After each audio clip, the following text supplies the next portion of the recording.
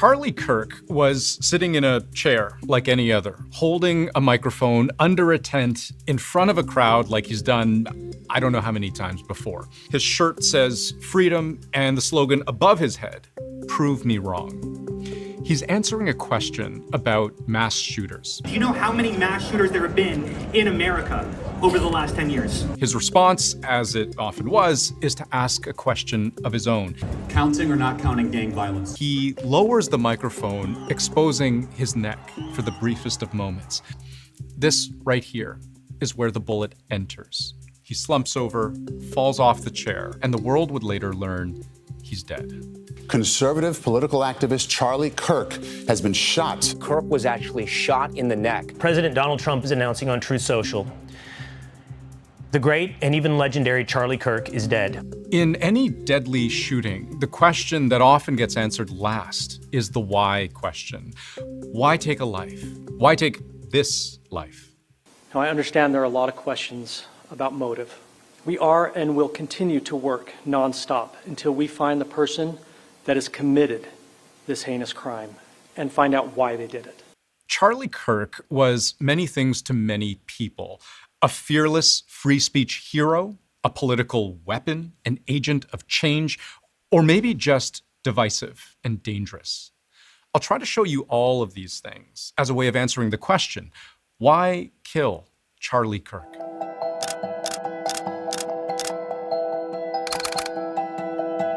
The persona Charlie Kirk has spent virtually his entire adult life cultivating is the one who defends conservative values, lionizes Donald Trump and the MAGA movement, and takes on all comers with a smile. Hello, everyone. I am Charlie Kirk, founder of Turning Point USA, and I am surrounded by 20 woke college kids. This episode of Surrounded by Jubilee Media is a good example of how eager people are to debate, or if not, certainly watch how Charlie Kirk operates when pressed. Do you think men can give birth? Do I think men can give birth? I think that... yes or no question. You tell me, what is a woman? I think a woman is somebody who identifies as a woman. Got it. So that's not a definition. That's like saying a table is someone that identifies as a table. Do you think Kamala Harris was chosen because of her intelligence? Her qualifications and her intelligence. Really? Wow. A lot of conservatives kind of grab onto this idea of transgression. And I think for him, that was part of it. He was saying, you know, the liberals don't want to talk about things. There are things they won't let us talk about. And here, there's no question, the thing that has drawn so much attention to Charlie Kirk over the years are these kinds of combustible conversations where over time, it's almost like he and his opponents have taken more and more extreme positions against each other. So if you had a daughter and she was 10 and she got raped, and she was going to give birth, and she would and she was going to give birth and she was going to live.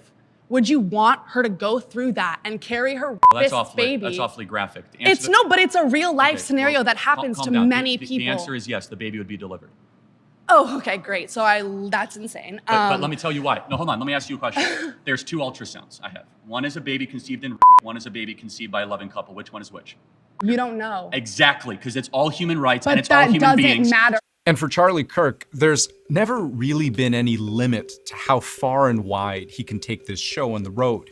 He died doing the thing he was known for, this kind of change my mind, no holds barred, bare knuckle, town square brawl, especially on college and university campuses. There's no such thing as an unwanted child. Number 3, it is never right to justify the mass elimination or termination of people under the guise of saying they're unwanted. That's how we get Auschwitz. That's how we get the greatest horrors of the 20th century. Those people are unwanted. So you're comparing abortion to the Holocaust? Absolutely, I am. In fact, it's worse. It's worse. It's really not. It's 45 million babies. And let's talk about range. In terms of topics, Charlie Kirk's brand of conservatism extends enormously far, going from abortion to gun control to transgender rights, civil rights, religion, education, Israel, Gaza, Russia, Ukraine, the list goes on. He became someone who commented on everything and, you know, was expected to have a take on anything and would happily weigh in on anything. I think it's worth to have a cost of, unfortunately, some gun deaths every single year so that we can have the Second Amendment to protect our other God-given rights. So Muhammad, the greatest man ever to live, the greatest example, was a warlord who married a 6-year-old, raped her when she was 9, and then kept multiple wives. And when you declare war on Israel, expect a firestorm in reaction. Let me finish, I let you talk. And these sorts of aggressive positions have created two kinds of polar reactions. The first is from Charlie Kirk's critics, at least one of whom was fired from MSNBC for appearing to suggest that Kirk is himself to blame for his own death. And I always go back to hateful thoughts lead to hateful words, which then lead to hateful actions. But there's also the large tent of supporters who watched him become one of the most ardent and long-standing defenders of Donald Trump. I don't know if you guys know this, but you here are at a crime scene. You know this? This is where they counted the ballots in 2020. And this created a place for him amongst the highest echelons of executive power, and not just as a talker, but as a change maker, someone with the agency to quite possibly change the course of the entire country. Charlie inspired millions, and tonight, all who knew him and loved him are united in shock and horror.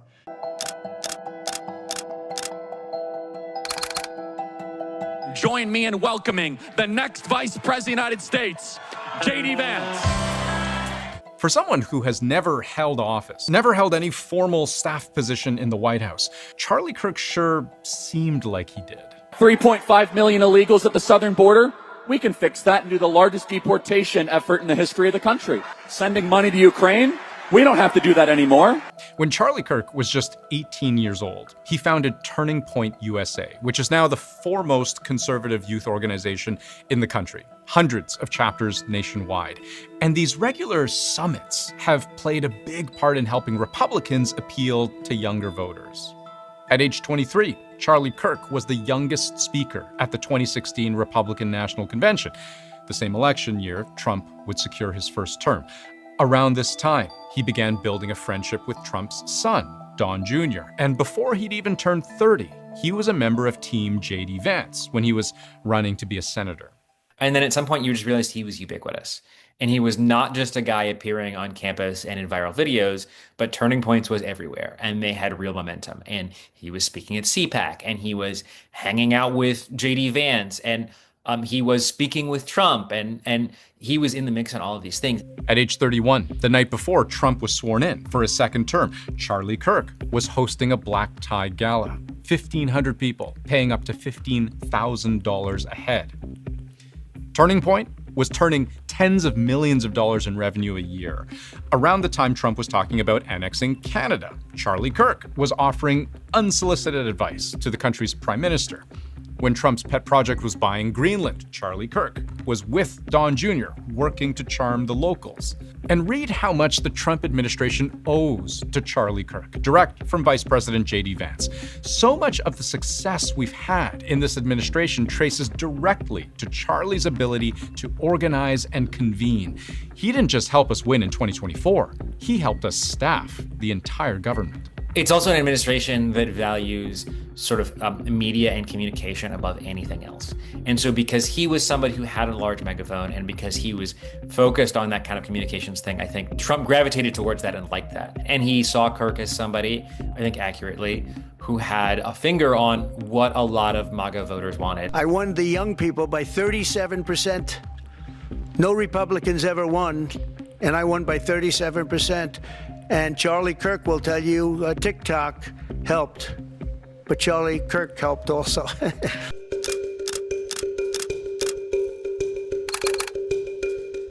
If it's true that Donald Trump feels he owes some of his own success to Charlie Kirk, it's also true that he sees an attack on Charlie Kirk as an attack on him.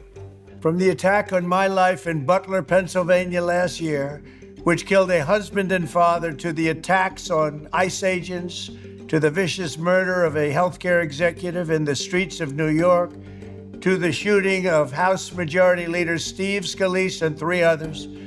Radical left political violence has hurt too many innocent people and taken too many lives. Trump is right about one thing and wrong about one thing. He's right to suggest that political violence has become more and more commonplace. What scholars of political violence say is these things are self-perpetuating. Once you kind of open up that possibility and people start to see it as legitimate, they will feed on itself. You get copycats, you get retribution, and you have a growing portion of the population saying that political violence is acceptable in at least some situations. We're living in a very politically violent era, and it's coming, we can debate where it's coming from, but no one has a monopoly. No side has a monopoly on it. Yes, and this begins to hint at what Trump gets wrong in suggesting that what he calls the radical left is somehow exclusively the problem. In 2020, the FBI arrested several people in connection with a plot to kidnap and possibly assassinate the Democratic governor of Michigan, Gretchen Whitmer. In 2021, pro-Trump supporters ransacked Congress, hoping to prevent the transfer of presidential power to Joe Biden. In 2022, an attacker beat the husband of then House Speaker Nancy Pelosi with a hammer in a home invasion where he hoped to take Pelosi herself hostage. In 2023, a man pleaded guilty for threatening to kill Democratic Senator Jon Tester after police found in his home nearly 20 firearms and more than 1,000 rounds of ammunition. In 2024, Democratic lawmakers from Connecticut faced a series of bomb threats, all signed MAGA. And in 2025, 2 Democratic lawmakers from Minnesota were shot in their own homes. One of them died. To try to find a spurt of political violence like that, you have to go back to the 1960s in the United States to find anything like that. So not quite historically unprecedented, but historically high. There's a kind of fading line, I think, that's been occurring for many years in American politics between political rhetoric and political violence. The trend lines are really clear and entirely alarming. What we're seeing is a normalization of political violence. What we need to push back on is the idea that this is normal or inevitable, because it's not.